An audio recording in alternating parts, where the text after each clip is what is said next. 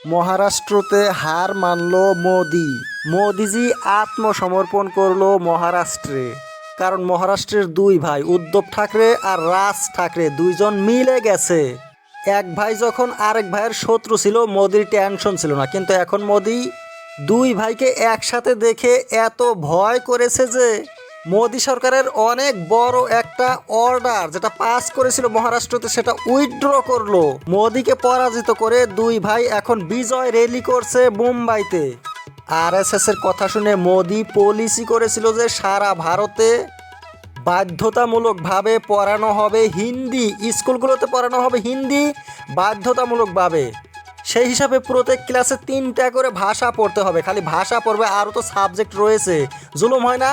তাই মহারাষ্ট্রের বিরোধী দলগুলো বিজেপির বিরোধিতা করছিল, এমন পলিসি চলবে না, ভাগা ওইগুলো। তাই মুখ্যমন্ত্রী দেবেন্দ্র ফাডনবিস ঘোষণা করেছে, ঠিক আছে এটা আমি বাতিল করলাম, তোমরা না মানলে আমি আর কিছু করতে পারবো নাকি।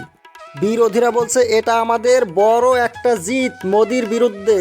তারা যখন বিজয় পালন করছে দেবেন্দ্র ফাডনবিস বলছে, भाषा के चलते अगर कोई गुंडागर्दी करेगा तो इसको हम सहन नहीं करने वाले।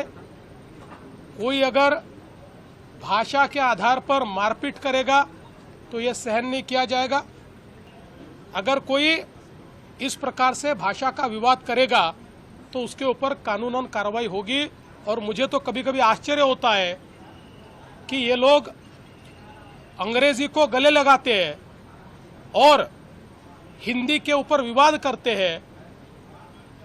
ये कौन सा विचार है? উদ্ধব ঠাকরে হয়েছে মহারাষ্ট্রের প্রাক্তন মুখ্যমন্ত্রী আর শিবসেনার সভাপতি। রাজ ঠাকরে 2006 শিবসেনা থেকে বের হয়ে গিয়ে মহারাষ্ট্র নবনির্মাণ সেনা গঠন করেছিল। উদ্ধব হয়েছে শিবসেনার প্রতিষ্ঠাপক বাল ঠাকরের ছেলে আর রাজ হয়েছে বাল ঠাকরের ভাতিজা। 19 বছর পর দুইজন একসাথ হয়েছে আর উদ্ধব ঠাকরে বলছে আমরা সারা জীবন থাকবো একসাথে, আর মহারাষ্ট্রের বিরুদ্ধে যারা কাজ করবে তাদের বিরুদ্ধে আমরা লড়বো। মহারাষ্ট্রে বিজেপি সরকার গঠন করেছে, কিন্তু রাজধানী মুম্বাইতে বিজেপির সিট না, আর মুম্বাই মিউনিসিপাল ভোটেও বিজেপি জিততে পারে না, সেখানে উদ্ধবের রাজত্ব চলে।